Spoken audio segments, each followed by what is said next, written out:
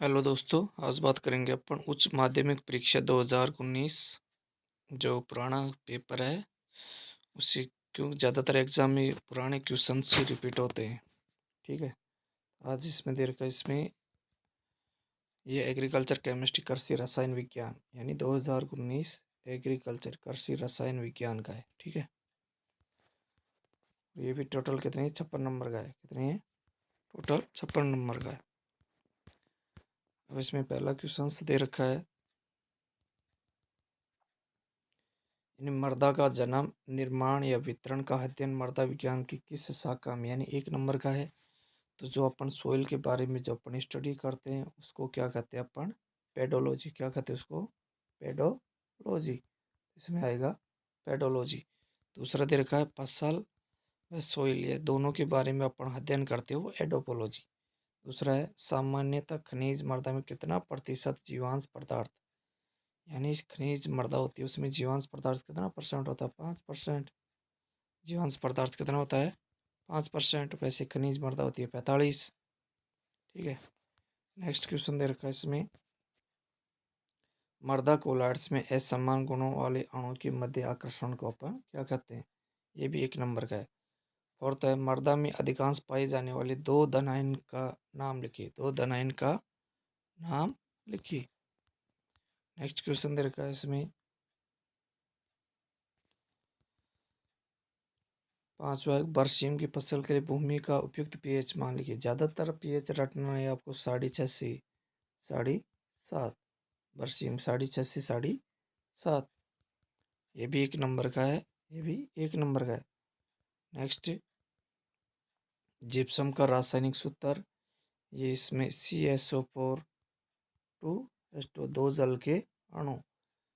ध्यान रखना CSO4 calcium sulphate दो जल के अणु। और इसमें कैल्शियम जो होता है वो 23.2%, जबकि सल्फर होता है 18.6%।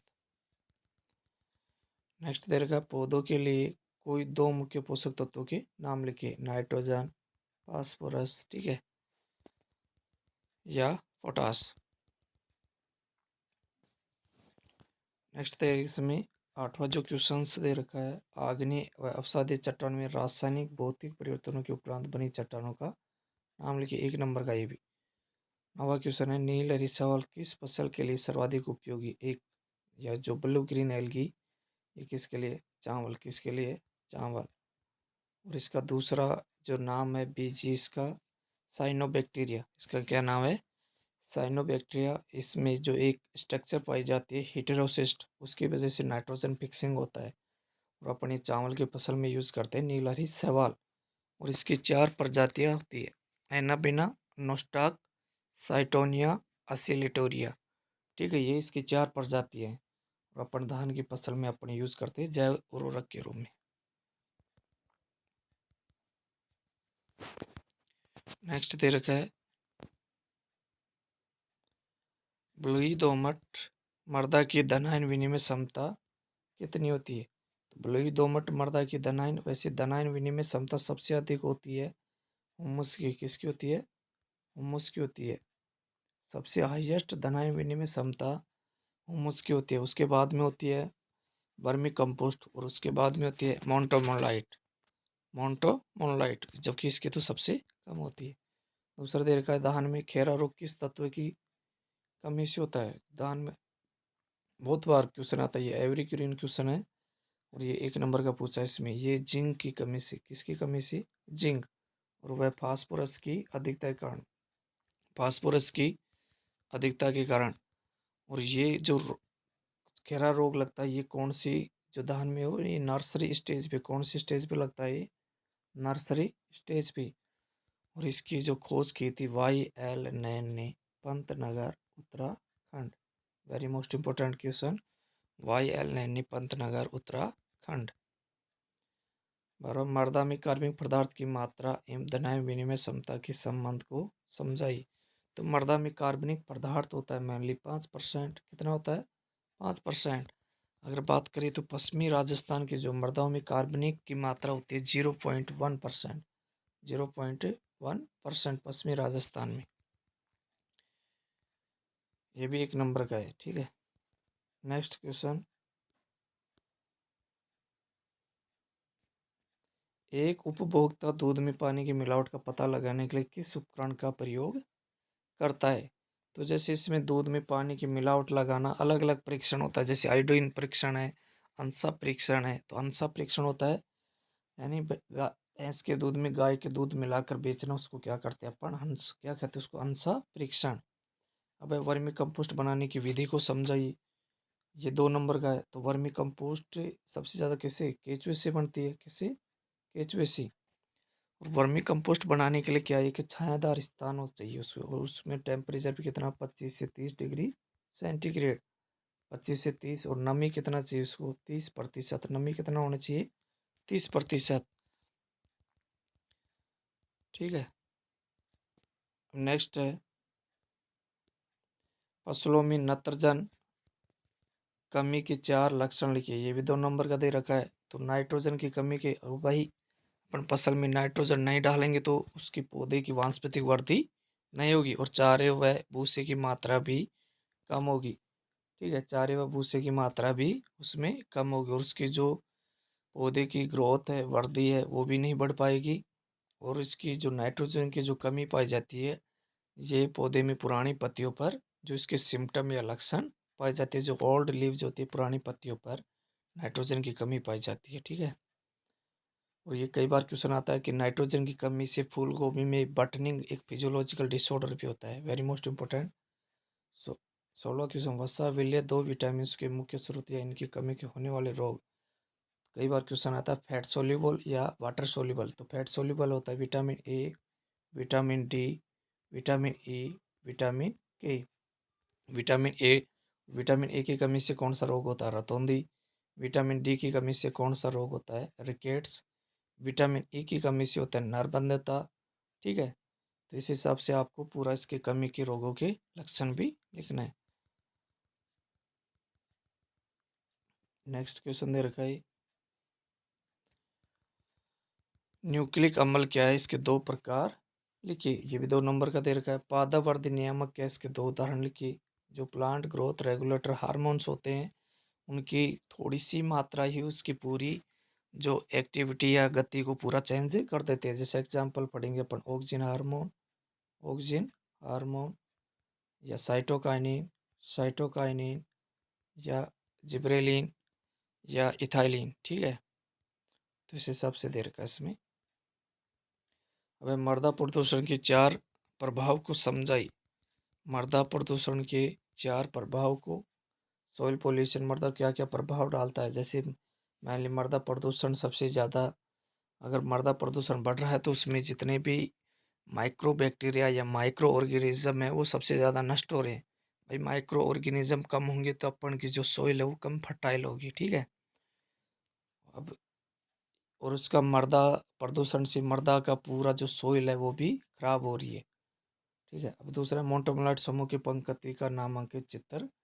जो मोंटोमोलाइट होता है क्या है, ये मोंटोमोलाइट, इसमें 2:1, 2 सिलिका 1 एल्यूमिनियम की परत होती है, 2 सिलिका 1 एल्यूमिनियम। अब इसमें जो मोंटोमोलाइट होता है ये क्या है, अगर इससे जो सोइल होती है इसमें अगर अपन पानी या सिंचाई देंगे तो ये मृदा फूल जाती है। अगर इसमें पानी नहीं देने पर तो मोंटोमोलाइट जो समूह होती है वो सूखने पर क्या, इसमें सोइल क्रैकिंग हो जाती है, मृदा का फटना। और कई बार क्वेश्चन आता है कौन सी मृदा सबसे अधिक मोंटोमोलाइट, और इसकी धनायन विनिमय क्षमता भी अधिक होती है मोंटोमोलाइट। और 2 सिलिका 1 एल्यूमिनियम की परत होती है, ठीक है। और ये दोनों दोनों अणु आपस में ऑक्सीजन अणु से बंधे होते हैं, ये कण आपस में किसे, ऑक्सीजन अणुओं से बंधे होते हैं, ठीक है। नेक्स्ट पढ़ेंगे अपन, लैक्टोमीटर। लैक्टोमीटर जार है। अब लैक्टोमीटर का मेनली उपयोग अपन किस में करते हैं, दूध का अपेक्षित घनत्व, दूध का अपेक्षित घनत्व ज्ञात करने के लिए किसका यूज़ करते हैं अपन, लैक्टोमीटर। ये भी 2 नंबर का है। और जो लैक्टोमीटर जार क्या होता है, एक जो जार होता है उसमें अपन क्या लेंगे, दूध कितना भरेंगे उसको, लैक्टोमीटर उसको क्या लेंगे, कोई भी जार होता है उस जार लेके उसमें अपन यानी 2/3 तक उसमें क्या भरेंगे, दूध। दूध भरने के बाद में उसमें अपन लैक्टोमीटर जो थर्मामीटर होता है उसको अपन इस दूध में रखेंगे।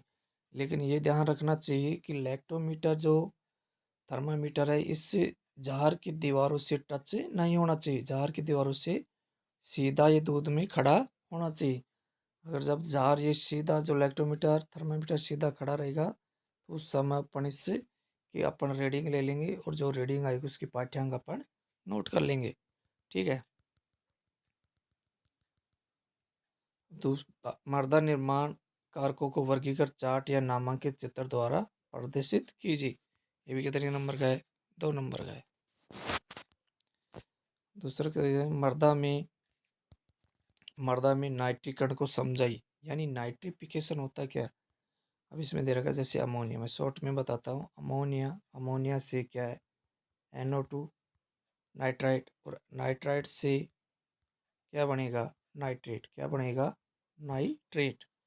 तो अपन ने स्टार्ट किया कहाँ से? अमोनिया। अमोनिया से क्या बनेगा नाइट्राइट। नाइट्राइट से क्या बनेगा नाइट्रेट। तो पौधे किस रूप में ग्रहण करते हैं नाइट्रोजन को? नाइट्रेट। ठीक है। अब यहाँ पे उत्प्रेरक का काम करेगा नाइट्रोसोमोनास। नाइट्रोसोमोनास।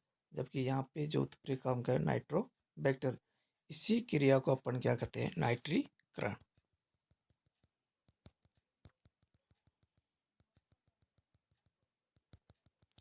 नेक्स्ट 24वां क्वेश्चन दे रखा है उभय प्रतिरोध का मर्दा में महत्व लिखिए, यानी 2 नंबर का है। उभय यानी सोइल बफरिंग कैपेसिटी। होता क्या है ये उभय प्रतिरोध? अगर किसी मर्दा में अम्ल या सार मिलाने पर उसके पीएच मान में कोई परिवर्तन नहीं होता, उसी को अपन क्या कहते हैं? उभय प्रतिरोध। 25वां क्वेश्चन दे रखा है इसमें मर्दा में निरंतर यूरिया के उर्वरक के उपयोग से क्या प्रभाव पड़ा। इसकी मर्दाओं इस प्रकार की मर्दा को सुधारने हेतु मर्दा सुधार का नाम लिखिए, रासायनिक समीकरण द्वारा समझाइए। ये 3 नंबर का है।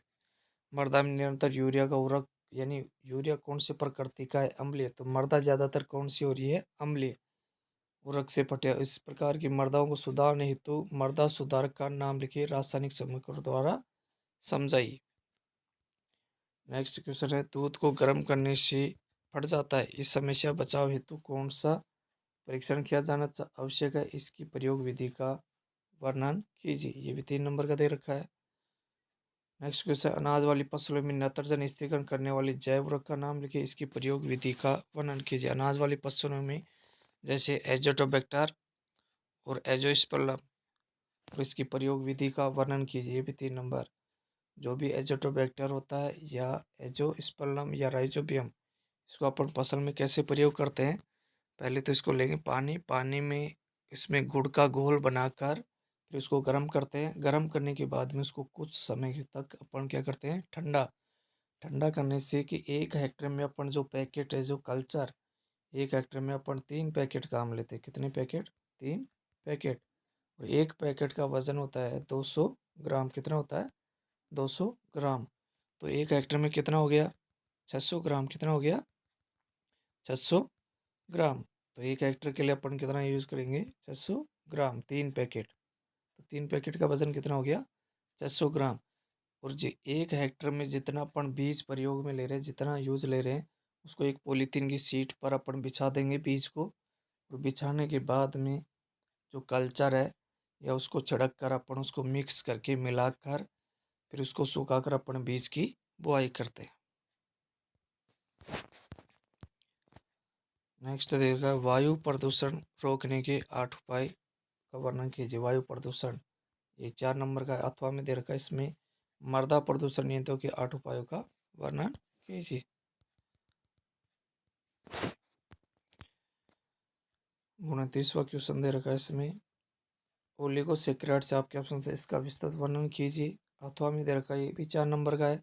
पॉलीसेक्राइड से आप क्या समझते हैं? इसका विस्तृत वर्णन कीजिए। नेक्स्ट क्वेश्चन है डाई अमोनियम फॉस्फेट का संगठन गुण मृदा में अभिक्रिया फसलों पर प्रभाव। 4 नंबर का है। तो DAP डाई अमोनियम फॉस्फेट, इसमें जो नाइट्रोजन होता है 18, फास्फोरस होता है 46%। कितना परसेंट होता है? 46। ठीक है। अब इसके संगठन में लिखना है वो उर्वरक नियंत्रण अध्यादेश 1957 के अनुसार। ठीक है। फिर इसके गुण में लिखना, नाइट्रोजन 18%, फास्फोरस 46%, मृदा में अभिक्रिया फसलों पर क्या क्या प्रभाव पड़ता है। दूसरा फॉर्म दे रखा है MOP, म्यूरेट ऑफ पोटास। अब MOP का दूसरा नाम है KCl, पोटेशियम क्लोराइड, जबकि इसमें पोटास होता है 58 से 60%, 58 से 60। और इसको पौधे MOP को ज़्यादातर किसके रूप में ग्रहण करते हैं, K+ के रूप में ग्रहण करते हैं। और जो क्लोराइड होता है क्या, जो K+ होता है पोटास, तो यह क्या धनायन यह होने की वजह से मृदा कणों पर अधिशोषित हो जाता है, जबकि क्लोराइड जो ऋणायन होता है ये पानी में घुलनशील होकर यानी जड़ क्षेत्रों से निचले संस्तरों में चला जाता है।